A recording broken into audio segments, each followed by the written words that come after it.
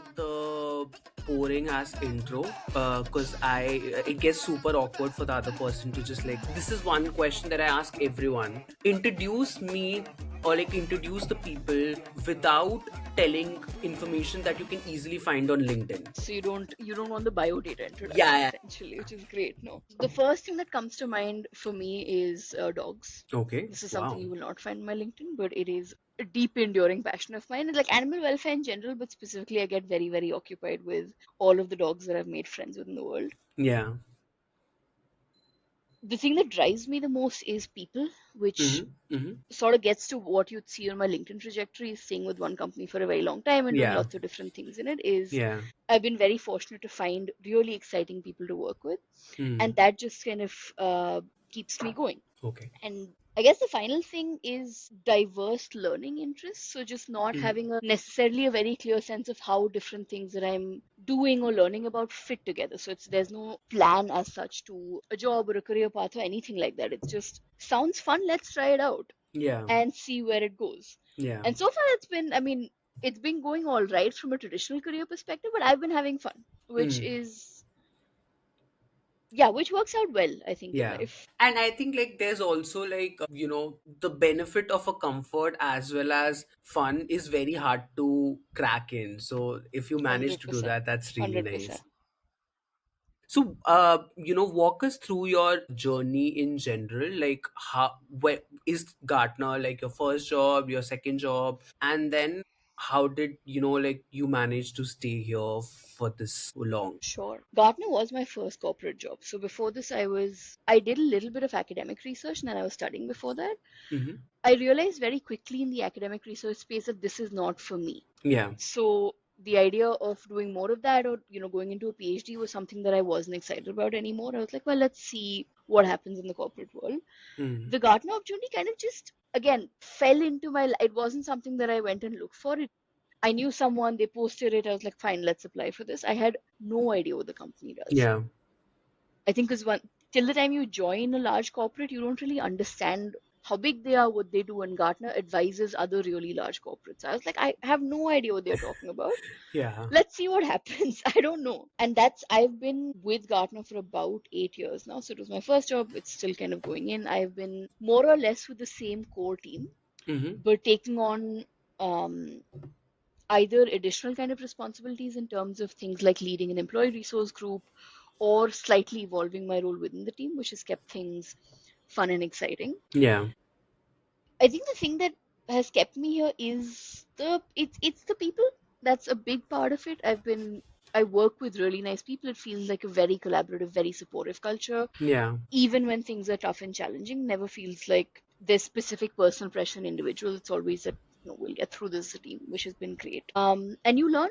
It is a large company, so if you Yeah. get bored of something, there's within the space lots of room to move around and try different kinds of skills and flex yourself. And I Mm. think that's been Yeah. quite like a nice engagement trigger, I would say. Mm. No, that's actually very well explained.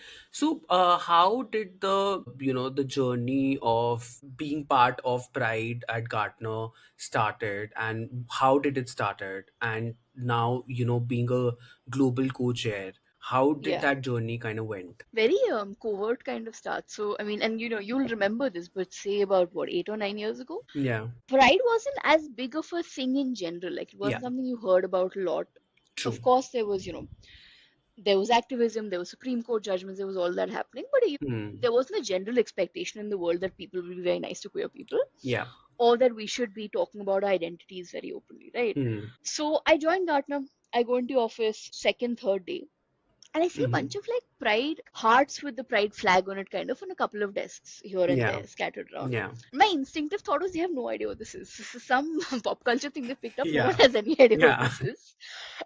Because of, like you just don't expect it. I think Yeah. coming from like a college and an academic environment, it wasn't Mm. D&I wasn't something you were expecting to be out there in the open. Yeah. But obviously, I quickly realized no, people did know exactly what this is, and Mm. there's a group. At that time it was quite informal, an employee Yeah. resource group where people volunteer, they get together and they organize certain events for Pride. So I heard about it. I didn't get involved with it at that point. I was like, great, Yeah. because I was figuring my job out, right? First Yeah. 6 months, Yeah. you're like, Yeah. what am I doing? What is company? Who's who? No Yeah. idea. And then one of the people who was part of the ERG, and Mm. again, this was like a surreptitious, shady sort of outreach where I Yeah. think you look at another queer person, go like, I think you're queer, but like I don't want to, assume and like Yeah. stereotype you. And so very quietly, he was like, so we run this Pride like group. Would you be interested in joining? And I was like, oh Yeah. yeah, sure. And then it kind of just went. That's where it started. It was like a very local Gurgaon chapter, Hmm. and then I started to get more involved as a company also. Like, I mean, and I think at that time it was happening more generally. Yeah. Organizations were formalizing their inclusion initiatives. So Gartner started providing a lot more structured support for ERGs. Hmm. And so both those things happened together, Yeah. which meant I was putting effort in and there were spaces to put that effort into. Uh-huh. Like roles were being formalized, structures were being formalized. And so Yeah. I eventually became like the regional lead for all the India offices, and then I became the global chair for the entire ERG. Yeah. That's kind of how it started and where it went. I wanted to pick up on something that you mentioned, like when you came, you got introduced to this idea of, the rainbow cupcakes, right? That was there. So, have you seen that beyond a certain fluff or, celebrations, ERG tend to make real impact in that scenario? And a follow up like to the similar question is that at Gartner, is ERG only open to queer folks or is it to allies and everyone in general? Like, So I'll answer that second one first because it's a yeah, shorter answer, but it's yeah. all ERGs are open to everyone.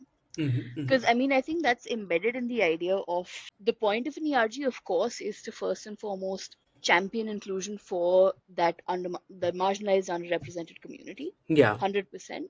yeah, But that inclusion only happens when allies come in and when they understand why it's important to include this community, what are the challenges they faced, how do we become more inclusive, right? The inclusion comes from the allies, not from the community yeah. itself. Very true. So all of our ERGs, and this is very explicitly like messaged again and again, is you don't Yeah. have to be a member of the community to come into the ERG. Hmm. All you have to do is want to learn, be respectful, be inclusive, kind of create a welcoming environment for other people. That's Hmm. all that's needed. So if that's something you want to do as a person, join the ERG, come in, listen to events. That's really it. That's the expectation. That's they are open to everyone. Wow. That Yeah. first question is complicated, no? Because Yeah. it's I think it varies a lot.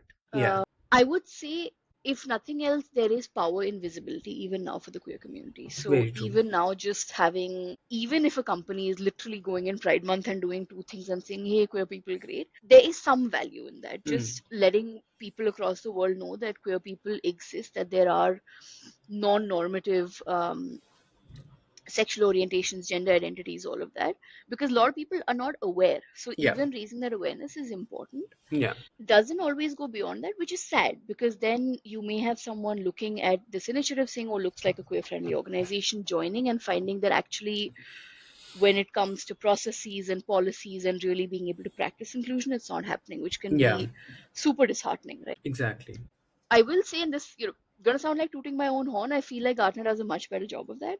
Hmm. As the ERG lead, I'm involved quite closely in working with people in benefits, people in comp, people in HR to make sure that it's not just, oh, we're putting up events, but that whatever challenges are coming in from the community Hmm. get Hmm. baked into our processes. So whether that is creating mechanisms to actually track different kinds of marginalized communities and collecting data and benchmarking it, whether that is ensuring equal access to washrooms, gender neutral washrooms in all of our offices, ensuring that people who, for example, are non binary are able to state that and to have their colleagues understand it, and kind of creating language guides and communication guides for managers in the organization. Yeah. It's all of those things. So I think ERGs are really important in starting all of that off, Hmm. Hmm. because Hmm. that's where you get voice of the community and that's where you get people saying, here's what we need and want. Yeah. Then it's up to the rest of the organization to put that into a structure. The ERG can't do that alone. Very true. If there's a mismatch, then the ERG is not going to be super impactful. If there is Yeah. buy-in from that other side, then it's going to work really fantastically and be super Yeah. powerful. So that's needed. That's beyond the ERG. Hmm. And I will say, I mean, in all of the work that I've done with the ERG, I found that I've had so many people individually reach out from typically from parts of the world where they can't socially be out. Yeah. where, in their personal life or with their friend group, they're not actually out yet. Yeah. This, like, um, the presence of the ERG allows me to be out at work, which is a Mhm. huge, huge win for them, right? They're like, Yeah. at least when I come to work, I don't have to mask and pretend and kind of be careful about this stuff, Hmm. Hmm. which I think is amazing. Like, if you're able to genuinely create that cultural shift with ERG, that's incredibly powerful. Yeah. Yeah. You mentioned about getting in touch with various team and stakeholders, across the company. What I want to know is, can you share like one instance or a story where certain inputs or about whether benchmarking or like, some of the data that you collected made like a policy change in there and probably, was one of the biggest win of sorts? I mean, there've been a lot, Mm. and they've been happening for a couple of years now. I can probably take the most recent example, which is that so there are guides for associates who are transitioning and how to support that. Mm-hmm. And I think in recognition of the fact that, there's one where you're a trans man or you're a trans woman, that's one kind of transition. The other is where you come out as non-binary, Yeah. or gender fluid. And Yeah. those identities are not as well recognized or as well Mm. supported. Yeah. And so that's been one of the things that's shifted for us recently, is that we've actually, much more in the way that we support, we formalize language for those communities as well. So it's not just trans inclusion, it is also inclusion of non-binary and gender fluid people. Mm-hmm. And that's codified, like that is written down in all of our policies of how to support associates going through these kinds of transitions, what are the resources available, creating new resources for them, Mm-hmm. ensuring that the different partners we have across the world are plugged into that. That's been one of, I would say, a recent big win. Yeah. Wow. What were some of the formative experiences that that shaped your approach towards, advocacy and inclusion in general? Great question. Being queer in a place that doesn't let you, like, that's Mm-hmm. just, I feel like that's just one of the biggest shapers for most people, because when I was growing up, at least in India, Yeah. you being gay was illegal, Very true. and wasn't even something that, this may be also just even true now, but at least when you're in Yeah. school and stuff, wasn't something you talked about at all. Yeah. So Yeah. there was a constant sense of hiding your identity from your family, your friends, whoever you met, right? And not really being able to connect or bond with people on a certain level, because there are certain Mm. conversations you are not going to engage in, you're not going to talk about at all. Yeah. Knowing how that felt, but then being able to come out on the other side, and I've been very, very fortunate, is I have a supportive family. I have a very supportive friend group right now. Yeah. So I experienced all of it, but then I came out on the other side supported and loved and not in any way ostracized for being queer, Mm-hmm. which in some sense I was like, well, I can talk about this. Like, I have the ability to, again, in a space of a lot of comfort, Yeah. advocate for queer rights. So why would I not? Because I know Mm. how it feels like. I know exactly how it feels like when you don't have those rights and you have to hide for whatever reason. Yeah. How can you not, right? How can you not help other people get out of that in whatever way possible? Hmm. And I want to touch slightly on the background. So, were you always from Delhi? Are you originally from Delhi? Okay. I I mean, it's interesting. So ancestrally, I'm from Uttarakhand. I was born in Lucknow. We lived in Delhi for a little while. We lived in London for a little while, and then we Mm. moved to Bombay. And we Mm. were in Bombay till the time I went to college, which Yeah. was in the NCR region. Mm. Mm. And then I moved back to Delhi for like masters and work. Mm, okay. Why I asked is like it's very delightful and very rare to see parents being supportive, and it brings me real joy when I hear these stories. So I just wanted to just understand, were they always exposed to certain Mm, cultures in order to trying to was it easier like right, right, in right, that right, sense? So right. yeah. Um, I mean, of course, I can only speak for my parents. So I Yeah. guess I don't know how exposed they were, because Yeah. they've primarily lived in India, and Yeah. they've been a part of those so-called like liberal left circles, because Yeah. my father was a journalist, and so Yeah. a lot of his friends were kind of from DU and JNU and whatnot. And I think there Mm. was marginally more openness, but I wouldn't Yeah. say even in those circles I was totally fine to be like out and queer. Say about 30 years ago, I don't think it was. So I don't think they were Yeah. that exposed to it. Mm. I came out to well, I didn't, my mom asked me, I didn't really come Yeah. out to anyone. When the 377 debate was happening on TV, she's like, why do you care so much? I was like, well, So why do you care so much? I'm like, well, I'm gay. So that it took her a while. Like it took her a Yeah. while to get to a point of she was never outrightly homophobic in any way, but it was always like, are you sure? Yeah. Because Yeah. maybe you could try being with a guy and this is going to be so difficult and it's awful and blah blah blah blah blah. So it went Yeah. on for a while.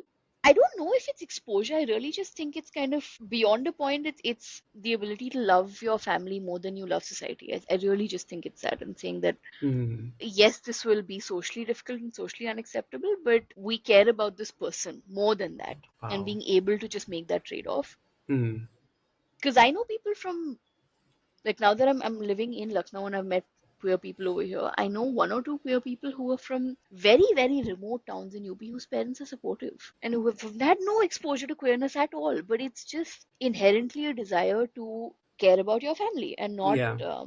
be very, very closed off to things that seem different or unfamiliar, or things that you don't know about. And at the same time, of course, all of us know, right? People who come from very exposed, very educated, very blah blah, all those like tick mark backgrounds Yeah. were very homophobic. So Yeah. it's yeah, it's I don't really know what that factor is. You're actually the second person who has mentioned this on the podcast Mm, about the similar story, and it's very beautiful to see, like that it's been happening, and I wish, like, I could cover those stories because it'll be so interesting to see, because I again come from a very small town in Punjab, and I never had that exposure on. I think I've struggled with the like internalized homophobia for my entire life, and I'm sure there are still times when it just triggers, in that sense, because I had to change myself and all of that story. So yeah, it's very beautiful to see, because I think someone in that small town will definitely be happy to see that,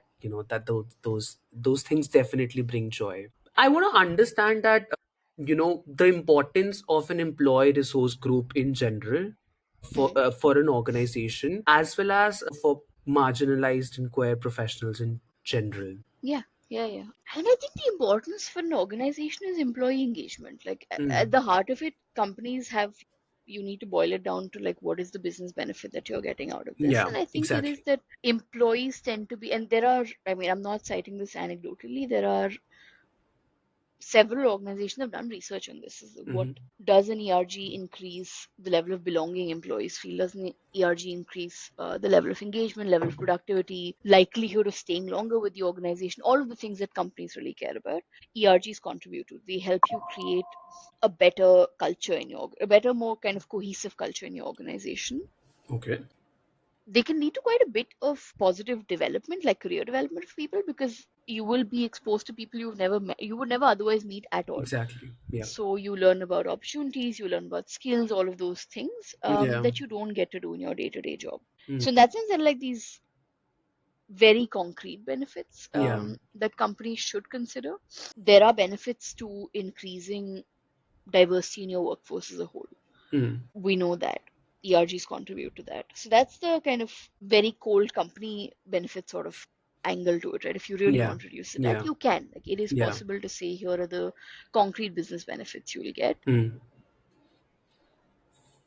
For people from that community, I think it just allows you to be, well, it allows you to feel more comfortable, more engaged, and allows you to not have to think about your identity as much at work, which is Mm. quite, and not in a way that it's being ignored, but in a way that it's being included and accounted for. So you don't have to take that burden on for yourself. Yeah. For queer people, I mean, it manifests differently for different communities, because Yeah.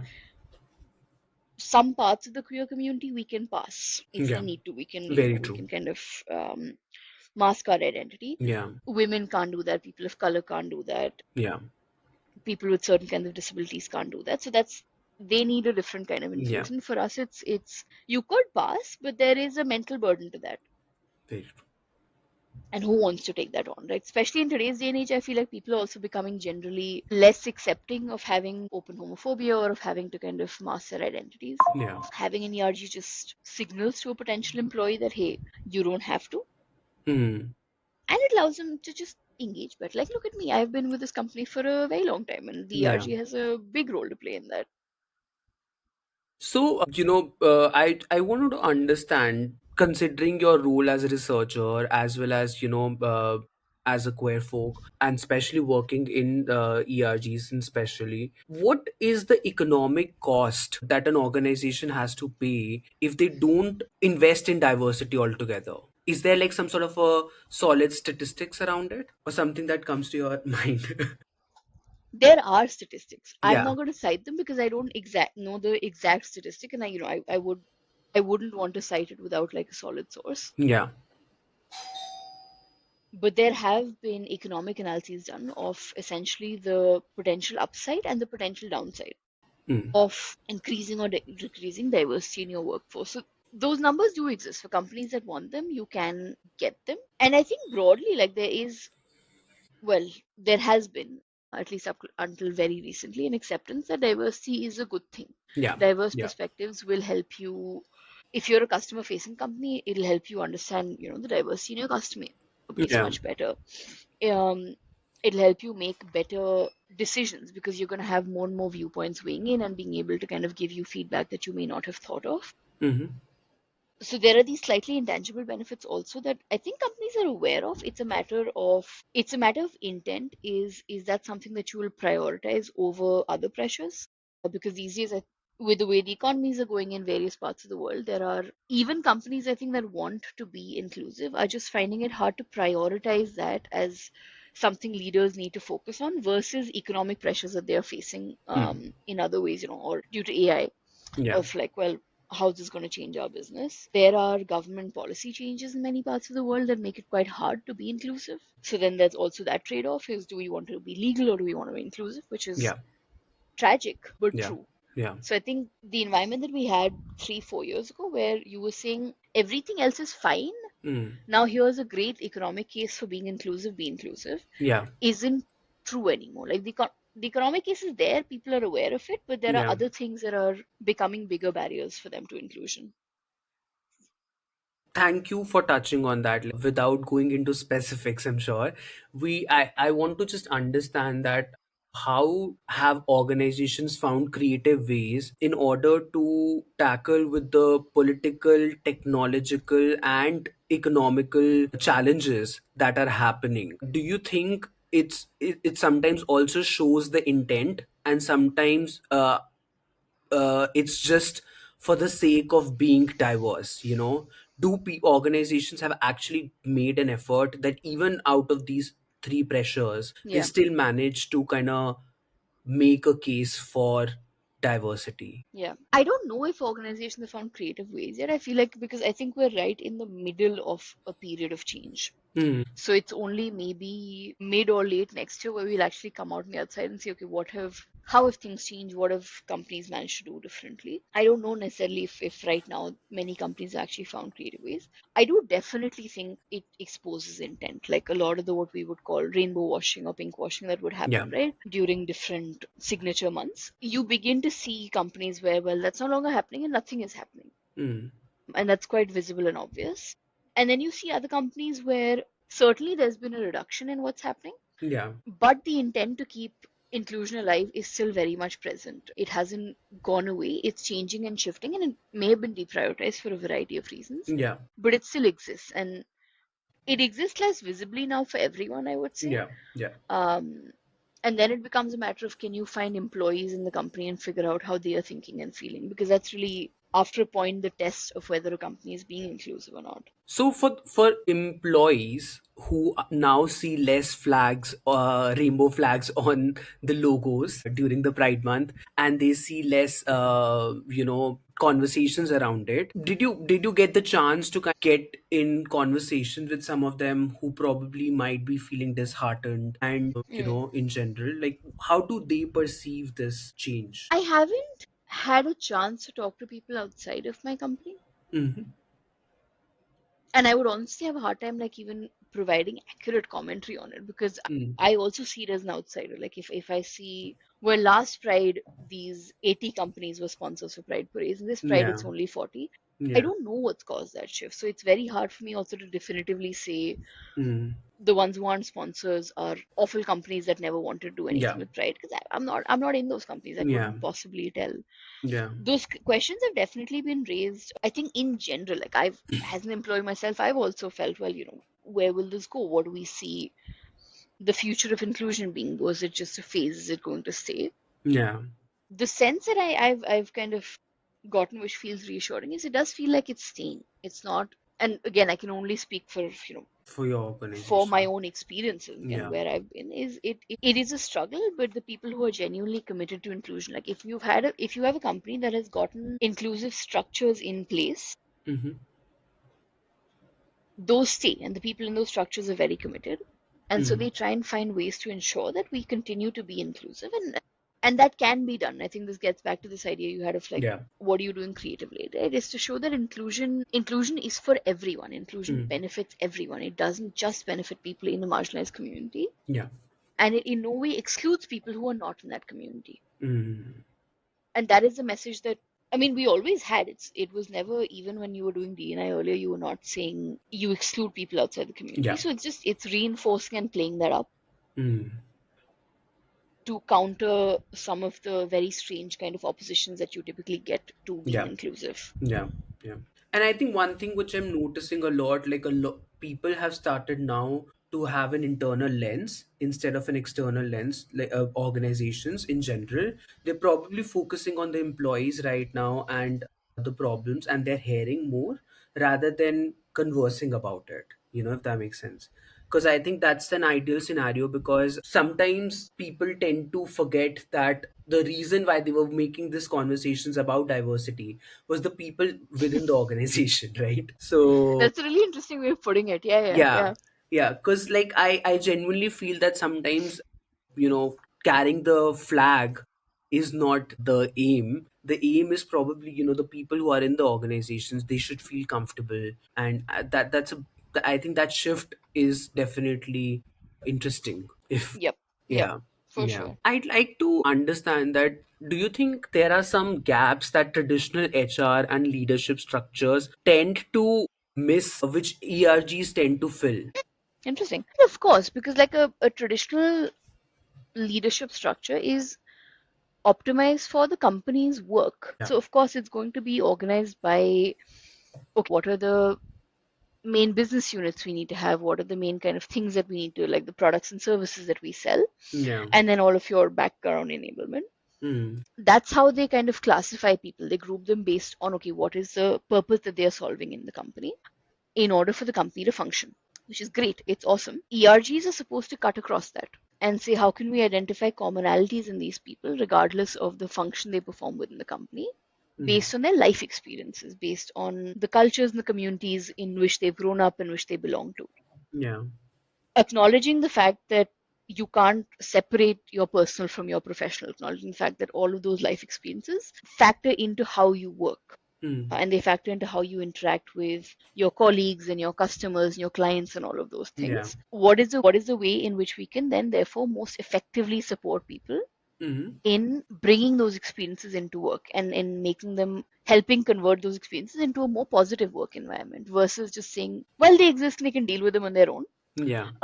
and great stuff. ERGs kind of bring another lens into the conversation, Mm-hmm. which ideally then should feed back into the way you work. So it shouldn't just be, well, there is a way the company works, there is an internal ERG. These two things, when they work best, work together. And they, have a very, very productive loop Mm. of sometimes even how you innovate in the products and services you provide to your customers. Yeah. Yeah. Yeah. HR tend to focus a lot on mental health, but there's a slightly more nuance. Whereas queer folks in general tend to have very specific needs. Mhm. So, have there been conversations around mental health and therapy or anything of that sort, and giving specific assistance to queer folks? Because the data shows that, it's highly likely that we need more therapy. Yeah. Yeah, I don't know. Like, it's like, well, is that because we're marginalized or because we're just difficult? Who knows? But And I feel like, yeah, as members of the community, we can both say this, so it's Yeah, fine. yeah. I mean, I think so. Again, this gets to more of an HR thing, but I feel like a good HR department in any company should, in any case, be providing you tailored mental health benefits. So it's not just saying, well, we care about your mental health, but it's Yeah. that here are different resources that you can use, whether it's connections to therapists, whether it's subsidized therapy, whatever it is, to actually take care of your mental health. And Hmm. most large companies provide these kinds of benefits, which means that as a queer person, you should be able to go and find a therapist for yourself who can then Okay. specifically deal with you and your issues. In the ER, I mean, it's really interesting because this is something we've been exploring a lot in our ERGs, is the idea of intersectionality, right? Is Yeah. how certain themes or challenges amplify based on the community you're in. So Hmm. we have another ERG other Yeah. than Pride called the Collective Abilities Network, Okay. and can deals with mental and physical health. So Hmm. people with both mental health issues and obvious unobvious physical disabilities, both of Yeah. those. Yeah. And what's been interesting is we've just been kind of facilitating conversations between these two. So we've been saying, well, can we have a cross conversation between there may be an ongoing mental health track? Yeah. Can we have a conversation that's specifically focused on the queer community and bring in people from different parts of the community who can talk Yeah. about what their mental health challenges are, which may Hmm. not be very different from other people, right? But it Yeah. is identifying that just saying that, okay, these are the challenges of the community, and then actually using that to have a really nice conversation about how, hey, even if I'm not in the community, I can actually empathize based on this one thing. This Yeah. is a commonality that we share, Yeah. even if I'm not part of that community. So we do that more through conversations. Like that's the way that we try and bring it out, is bring in individuals who are part of one or both communities and have Hmm. them engage in dialogue. We actually did a really cool event which was a lot of fun called Coming Out. Okay. And that had the perspective of queer people coming out and the people and of people with hidden disabilities coming out, Okay. and seeing Interesting. actually how what the commonalities were, what the differences were. Yeah. And there were some people in that who, of course, had both and were talking Hmm. about how their experiences differed across or were the same across both. Yeah. So that was a very, very fun, just way of understanding Yeah. how mental health issues affect the queer community. Yeah. Yeah. I really like this idea that probably sharing stories sometimes with each other, how we can just educate each other in general and be better, right? So, what one interesting story comes to your mind that really touches you when you talk about ERGs or the importance of ERGs in Yeah. general? So I think I always go back to, and I mentioned this to you earlier, but that it is that one person who, Mm. this was during Pride Month, and we had like, for the first time, we did a APAC wide Pride parade, which we hadn't Yeah. done earlier. So we would do virtual Pride parades for North America, Hmm. but we would always find it quite hard to get vocal engagement in APAC. So this time we did a number of kind of different kinds of leadership engagements to try and get Yeah. people interested and to participate in that. So we had a virtual Pride session with a fun host and a quiz and like a float and this and that, like a Yeah. virtual float session. Yeah. Mm, did that. It was great. Logged off the call, and this individual reached out to me again to say that this is the first time that they felt a sense of a queer community on that call, because they can't be out in their personal Yeah. life, and so they are Yeah. constantly sort of living this dual life as an adult, like as a fully Mm. grown adult who's financially independent, but just Yeah. is hiding such a big part of themselves all the time. Mm. And they felt completely safe and comfortable in this workspace, which to me Wow. is huge. Yeah. It blows my mind that we are able to do something like that, and it also makes me really sad that we still need to do something Yeah. like that, that there are still people who have to live in this kind of way in their Mm. day-to-day lives. Yeah. Yeah. Uh, I want to touch back on intersectionality that you mentioned Mm, specifically. A pattern that I've noticed of late, and I think in general also, is that a lot of queer spaces are still occupied by men, queer men, right? Which is all very right. saddening. Do you think there's a level of, extra marginalization? I don't even know if that's the right way to put it, for non-cis male, and how do we ensure that those Yeah. voices are amplified, because it's important. Yeah.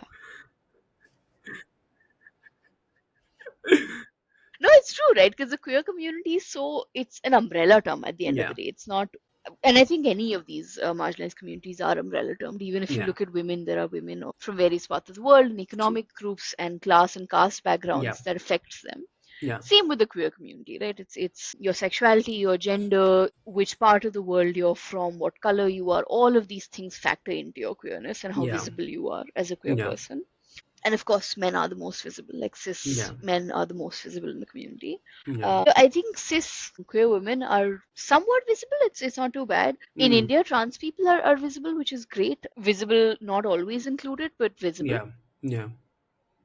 There's lots of sexual orientations that are barely talked about. So pansexuality, asexuality, people are like no idea what this means. Yeah. Bisexuals are just vilified and Yeah. kind of given this awful stereotype. Yeah. There's Yeah. just so many weird things that people say about bi people. It's Yeah. bizarre. So there is definitely even within the community this kind of Yeah. hierarchy, and as you go down the hierarchy, there's less representation, there's less Mm. understanding, there's less support, all of those things, Yeah. and a lot more stereotypes. So that Yeah. kind of persists. I think the way to tackle that is I mean, it's a way we tackle any kind of exclusion. It's create dedicated spaces within those communities, acknowledge the fact that we are seeing less of a certain kind of people. What are the ways in which the more visible people can include the less visible people? Mm. Like in the pride group in Lucknow that I've been in a couple of times. So they have, again, primarily men Yeah. for a variety of reasons. Like there's Yeah. a financial reason, there's a safety reason. They're able to be outside a lot Mm. more. Mm. And then within that, I think the founder of that group created, there was one queer woman, I think, who had turned up, and he was like, would you be comfortable leading out and creating sort of just a group for queer women? Entity. Yeah. Yeah. And seeing whether you get any interest and whether they're more comfortable reaching out to you than they would be to me. Probably. Yeah. And then you have to, I mean, it takes a long time. You have to keep advertising and saying, here's a group, and here's who it's open to, and all of that. But Mm. eventually, that creates some level of change, at least. Yeah. Yeah. And then there's legality. I mean, that's a big part of it, right? You don't Mm. provide legal safeguards for certain Yeah. parts of the community. How will they possibly be out and visible and comfortable? Yeah. Yeah.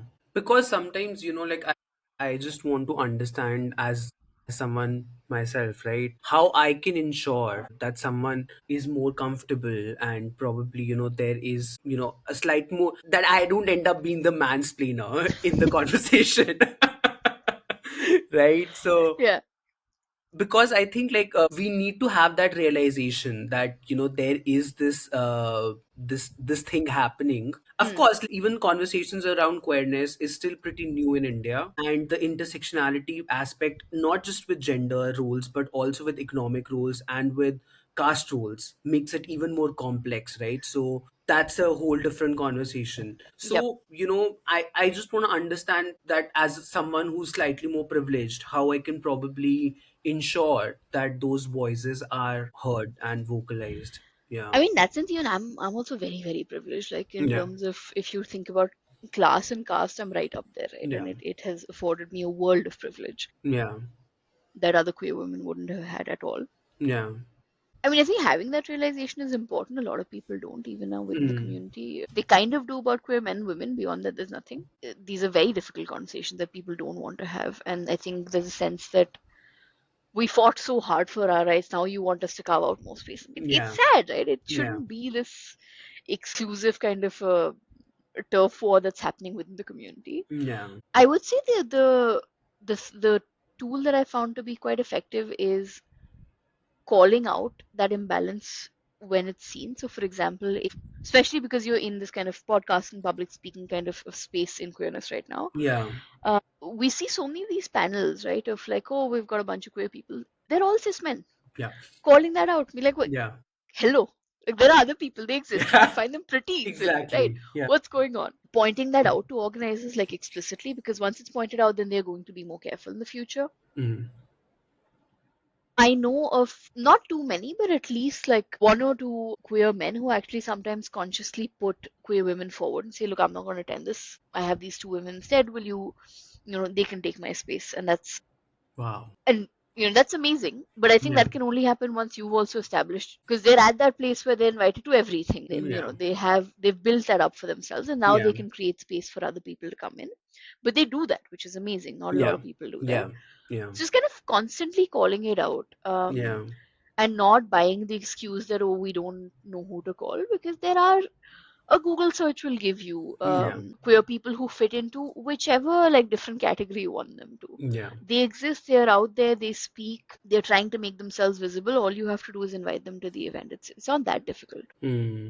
From your research, how can technology, AI, digital transformation be harnessed to support inclusive workspaces? Great question. That research is still happening. No one knows Okay. yet. Bottom line ultimately is that all of these things are tools, right? They Yeah. are tools that have no direction. People give Mm. them direction. And so they will either amplify or reduce bias depending on what the intent of the person wielding the tool is. Yeah.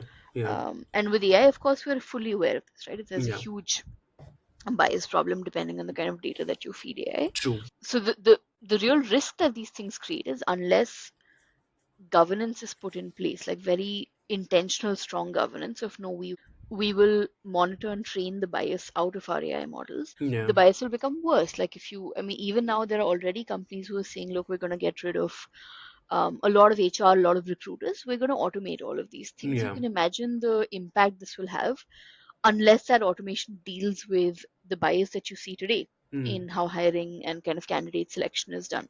Yeah. So, and I mean, that's the trick, is like, how do we ensure, how do we still keep people in the loop to monitor that bias, Yeah. is the question, and ensure that we're not letting it overtake.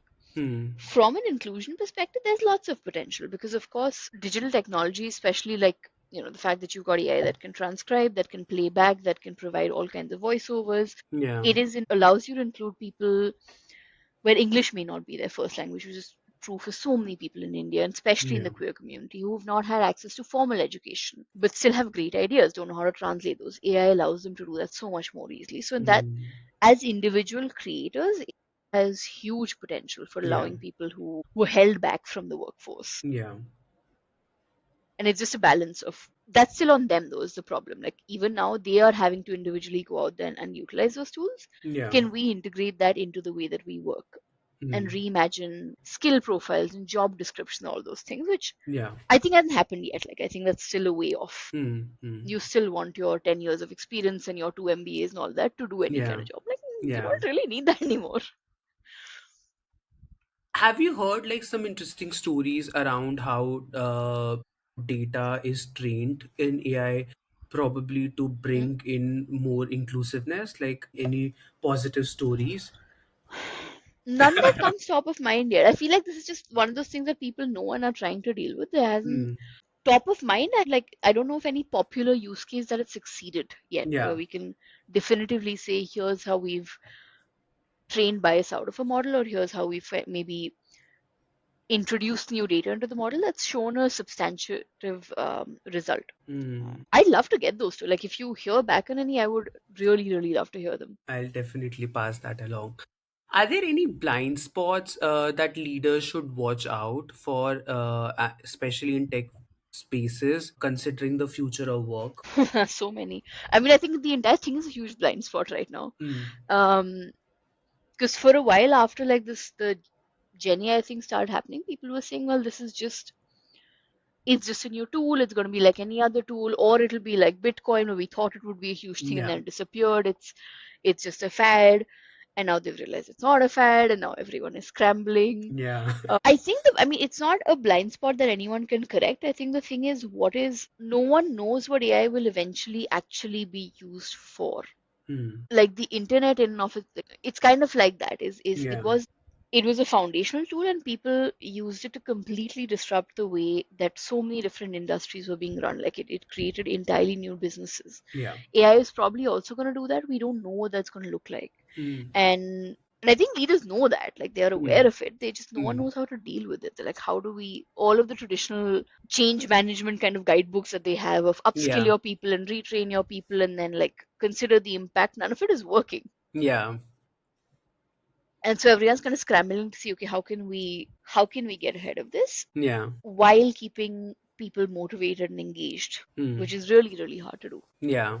Yeah. I mean, I think you pointed out very well that a lot of our our policies, all of that stuff is just now thrown out of the window, right? With this AI, because this is this machine that we are feeding and we don't know where it's going to be. But, how do we ensure as, and how do you ensure as a queer leader that you use these technologies with a grain of salt, or like you have that sense of, that thinking hat is still there, because a lot of times, we just tend to follow it blindly, and I think that Yep, that's one of the most yep. dangerous thing. Yeah. I think remembering that it creates garbage is very important. Mm. It's like this is it's a and the kind of work that we do, especially because our work is a lot of my work is writing. Yeah. So people tend to think that, well, it's really easy to replace this with AI because ChatGPT can write an entire book in like 2 minutes. Yeah. Yeah. And you read the book and it's regurgitated garbage. Mm. So I think it's about, like, as leaders, it's about identifying what is the thing that the person is doing that the AI cannot do, at least right now, Yeah. right? Which is separating, like, at least in our role, it's separating the descriptive of here is what is happening in the world from the insight of that, of here are the things, everything is happening, Yeah. here is what should be happening, here's what shouldn't be happening, here's the best way to do something, here's the worst way to do something. Mm. AI can't do that yet. It doesn't seem to have that capability for now. Mm. It's great for as a assistant. Yeah. As a thought partner, I would say it's really nice. Like, that's the one thing I found it very useful for is I will write something, I'll put it into the system and say, does this sound convincing? Does it like give me a counter argument, so on and so forth, and use it to test and refine my thinking. Like, Mm. that's kind of how I've been trying to use it. Yeah. And also, just I feel like if you use it 5 or 6 times, once you get beyond the, oh, it's great, Yeah. anyone who's doing any work sees, okay, here are the obvious flaws, and here's why we can't directly pick this up and paste it, and kind of it will not work. Mm. Wow. Yeah. I mean, I think I have been one of those people. Just to shorten my journey, I could just use it for the sake of it very blindly, and then realizing, oh, damn, I think I just sent something wrong. Because, sometimes it tends to like always change the thought that you have behind the conversation you want to Yeah, have, yeah. right? And it just changed the whole angle, and I'm like, shit. Now I'm coming across as a condescending person. So I think that's this prompt thing has to be like that's where people need to pay more attention, I think, is Yeah. like how do you what are all of the caveats that you need to, because there are Mm, so many caveats of like I'm sure. take only what I said, do not look at the internet, right? Or like, oh, make sure that I don't sound like a tyrant or whatever Yeah. it is, like whatever Yeah. your caveat has to be, Yeah. um, to keep tweaking the output Mm. and seeing whether it works. Because it does work. It saves a lot of time, it is great, and then it has its own limitations. I mean, I kind of have to just keep testing those boundaries. Yeah. But I would say by using it, like that's like what you're doing, right? It's just constantly, I it is understand. everyone's going to use it. So you just have to start using it and get better at the use as fast as possible. Yeah. What has your journey been like as a queer leader in research and technology? Is it different from other people? I wouldn't say it's been different as such. Like in terms of growth trajectory, my trajectory has been similar to anyone else who would have joined this role and kind of Yeah. proceeded up. I feel like what has happened is because I have been engaged with the ERGs, I was Mm. able to, it was a very safe space Yeah. to test my leadership skills. That's what it like, it really accelerated my development in that in your day job, you've got these people who've been working for like 20, 30 years. I'm like, how can I possibly Yeah. match up or engage? All I can do is kind of take the direction they're giving and go with it. Yeah. In the ERG, you don't have that constraint. Mm. It's much more open, it's much more fluid. You have the ability to very quickly take on a lot of ownership, test and try things out, work with people differently. And I feel like that gave me a lot of confidence. Like it gave me a lot of faith in my ability to actually define and get work done, Mm-hmm. which then translated back to my day job where I said, okay, I've tried it out here. I know I can do it, Yeah. and then the same skills kind of start showing up in your other jobs, your other interactions, Yeah. which has been great. Yeah. How much time do you end up spending on ERGs in general? Like right now? Because I want to know that after work, how do you find the energy To to do it. do it, right? Oh man, that's a great question. I so time spent varies a lot. It kind of Yeah. goes up and down depending on a couple of things, depending on how much we're doing in a month. So Pride Month is the heaviest in terms of Yeah. time spent. Yeah. Other months are a bit lighter, and it depends on how many volunteers we have at that point in time, right? At the end of the day, ERGs are voluntary commitments. Hmm. Sometimes you have a lot of people volunteering, sometimes you don't. And Yeah. so then that's when my time spent kind of increases even further. Hmm. I don't have an exact, like, I would, when everything is working perfectly, like when we've Yeah. planned and we've got the right people and it's fine, I Yeah. would say it doesn't take more than an hour a week, because then all you Hmm. have to do is check in with the people and say, is everything all right? Do you need anything? Yeah. All good, great, done. When that's not in place, then it can be any number, because then I have to actually individually go and do all the work myself. Oh, So damn. then it can be Yeah. anything. No one knows. I will say again, like structurally, it's great because Hmm. I'm at a company where there are people whose full-time job it is to drive inclusion, and so they work Okay. with us and support us. So a lot of our, when I think back to how we were doing things much earlier when those structures weren't there, it was like we would have to go and find, go to reception, be like, hey, there's an office screen, how do I project onto this, how help me out, and then go and find someone IT who could help us send some emails and do all of that ourselves. Yeah. They've streamlined so much of that for us. So like, Hmm. I know that if I'm planning an event, there are five or six things that I just have to submit a form and it will get done, and it'll be Hmm. much much easier. Hmm. So there is like a, there's resource support, there is funding support, there's all of those things that make the job a lot easier than it was Hmm. when it's like an informal thing that you're just leading as an employee. Yeah. This is clearly a structural thing, Okay. and that really helps. Why I do it is, I mean, we all, it's why, it's just something you think should be done, and there's a Yeah. lot of like, I derive a lot of personal fulfillment from knowing that I've been able to help even one person in some part of the world Hmm. feel more seen, feel more included, feel better about the state of the world and where their life will go. So that's just like a, it's nice being able to do that. I know we are running out of time, but I'll still like to keep, Flew past. ask you two questions. So, first thing is that, do you have any specific KPIs or like a specific matrix that you've kept for to understand the success of an ERG? Do you have like some annual Hmm. goals that you do? We have some basic goals, and I think we were kind of thinking of whether we should change them, and we've actually been trying to go around and research what other ERGs are doing and what the practices look like. The basic metrics are what we call membership. So essentially, we have like Hmm. Teams channels where people can come in and subscribe to the ERG. So what is the Yeah. membership of that? Like how many people are on it? Event attendance. Hmm. So how many people are turning up? How many people are interacting, talking, engaging in the event? We send feedback forms after any ERG like event or initiative to gauge how much value did people get from it? Did it change their perspective? Those kinds of things. So we keep a track of all of those metrics. There are no hard and fast goals. So it's not as if, you're going to like do badly if you've not met X number of people or whatever. But we try and keep membership growing year over year. And we then try and keep like the feedback that we get on overall value or speaker value Yeah. consistent. Like it should be above a certain number. Hmm. But it's hard. It's hard to measure ERG kind of success, because Yeah. is it a volume game? Is it an impact game? And you can't measure like impact, right? Hmm. Is an event successful if three people turned up and had a very valuable experience, or is it Yeah. successful if 50 people turned up but you don't know how the experience was because there wasn't conversation? So that's Hmm. always a tricky kind of thing to Yeah. think about. Yeah. Wow. So, I want to end this conversation with what advice will you give listeners who want to drive the same change, who are probably from an organization which either don't have a very formal structure when it comes to ERGs, or in general, even if the size is enough and they probably have some support from the HR, they probably hesitant themselves to do it. So I would say start small. Like don't try and plan an entire ERG end to end. The point, like ERGs are supposed to be supports for the community. So start with like small events where you can even just get people engaged Yeah. to come in and say what are the kinds of things we'd like to see, and then use that to build up from there. Mm. Even small events are very, very impactful. So just Yeah. don't worry about that. Try and find leaders who seem to be engaged and willing to support these kinds of events, because leadership support becomes very, very important. Like if you have a leader who's endorsing an event, more people will turn up, it'll get more visibility, it'll generally just be easier to do. Yeah. And finally, of course, like be safe. Okay.